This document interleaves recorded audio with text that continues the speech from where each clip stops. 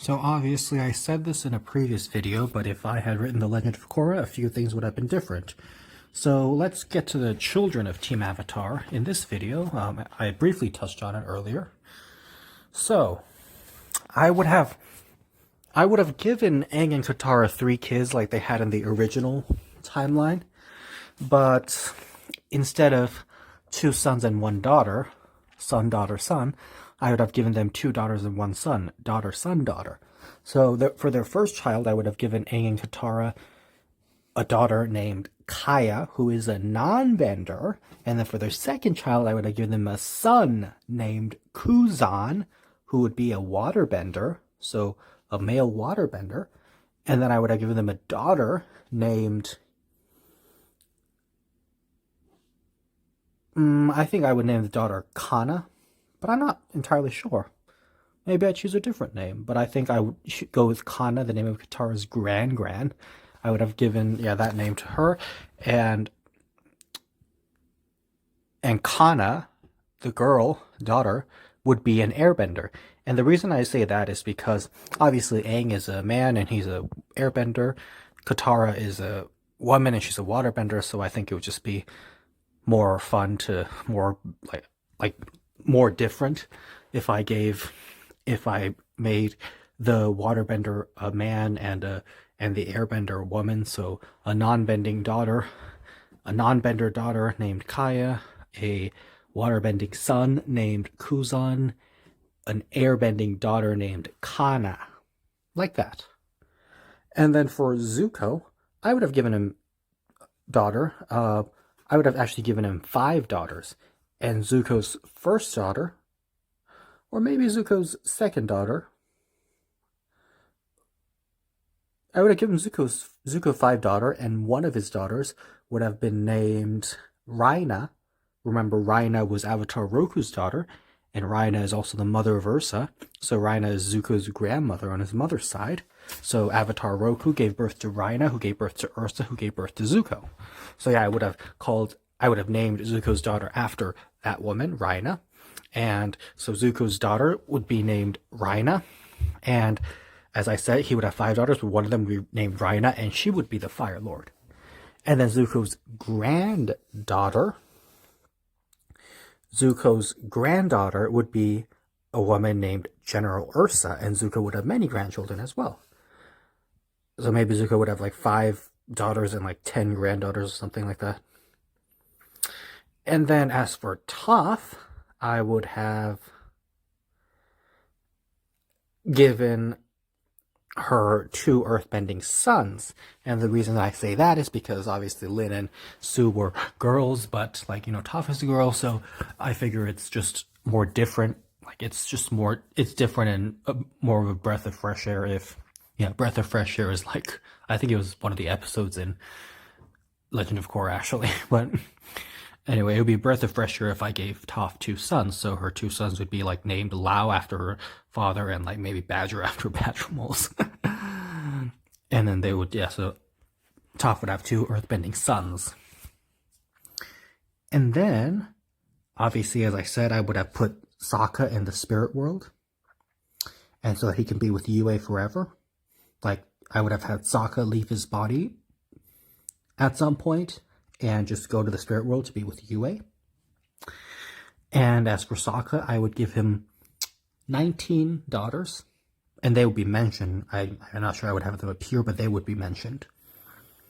And I would explicitly have it so that Han, remember Princess Yue's fiance, the guy who got thrown overboard by Admiral Zhao, I would have made it so that Han would be Tanrock and Unalaq's father. Han. I think it would just be a nice connection, because it makes sense, because if Han was supposed to marry Yue and women didn't have and women in the Northern Water Tribe didn't have any rights, well, it makes sense that the princess's husband would just be the next chief, because the chief did not appear to have sons. So since the chief's daughter is Princess Yue and her husband would be Han, if they got married, well then he would be the next chief. So it just makes sense. Obviously, and even though Yue went to the spirit world and Han Let's just say, I mean, obviously, it's presumed that Han died when he got thrown overboard, but I mean, like, he's from the Northern Water Tribe, so he probably knew how to swim, right? And like with no other heirs, maybe Chief Arnott just gave the position to Han. And just to go over one thing, the reason I would name Aang's daughter Kuzan is because, first and foremost, Kuzan was one of Aang's friends in the Fire Nation. He's mentioned a few times in the original series, and he's also in some of the comics.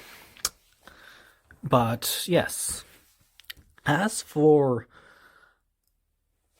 going on, I would have had Mako and Bolin's grandma. I have said this before, but Mako and Bolin's grandma really should have been Jin, the girl. Remember the girl on the Tales of Ba Sing Se who went on a date with Zuko? Her. I would have had her be Mako and Bolin's grandma. And I would have had her husband, Mako and Bolin's grandpa, be Lee, the kid that Zuko had a little interaction with during Zuko's Lost Days or whatever it was called. I remember when Zuko ends up staying in an Earth Kingdom family's house, and he like chills there for a while, and then they really like him and he helps them out, but then when they figure out he's a firebender, they just hate him. So I would have had that little boy and Zuko's brief girlfriend Jin.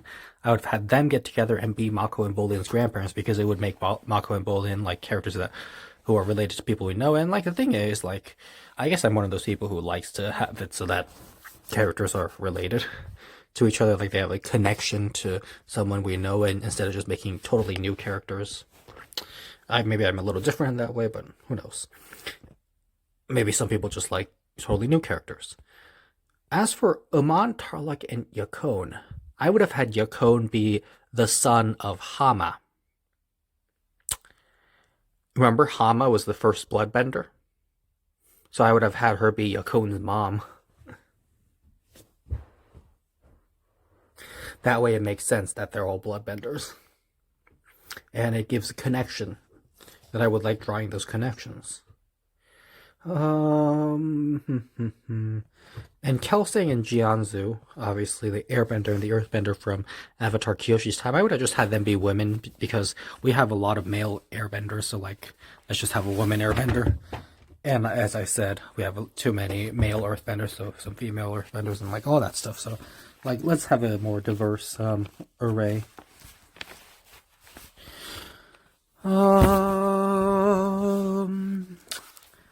Yeah, I don't think I would have had the Red Lotus be related to anyone. I think I would have just had them the way they were, because they were pretty cool on their own. As for Unalaq, he was kind of boring, so that's why I made him related to some unlikable guy character that we saw in the past. Yeah, so those are some of the things that I would do if I had written The Legend of Korra instead. I would have actually had most of the plot just be the same, but slightly different. And I would have made Avatar 1 a woman instead, because, like, the first Avatar we met, Aang, is a man. His predecessor, Roku, was a man. Sure, Kyoshi is a woman, but then before her is a man, Kuruk, and then Yang Chen, woman, and then Korra, woman. So, like, and it just seems like there was more male avatars than female avatars. So, like, I don't really care. Like, if there were more female avatars than male avatars, then I would want more male avatars. But because there seems to be more male avatars than female avatars, I want more female avatars. I just want, like, an equal number.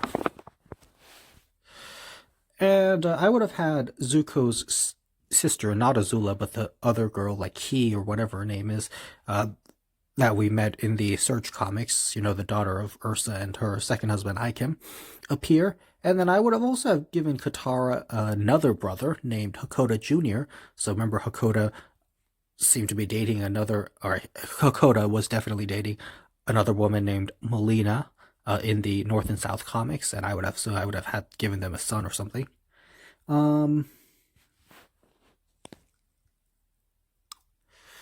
just trying to see if I missed anything. Yeah, I mean, sure, if Sokka had, gone to the spirit world as I wanted, maybe he would have just become the ocean spirit or something, so that he could just be in harmony with Yue forever.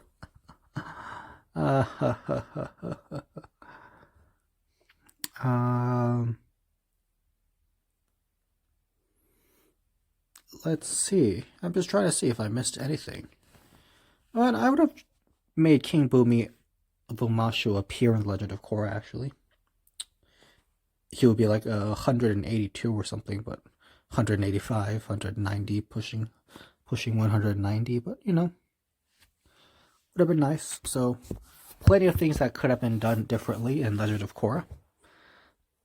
I think it depends. I mean, Legend of Korra is definitely not as good as Avatar: The Last Airbender, but I mean, when you have a spin-off series to a series that was really popular, like, it's just, like, the fact of the matter is, it's just not going to look very good. Like, it's always going to be compared to the original awesome series, so it's hard to live up to that, but they definitely could have still done a lot better in many areas.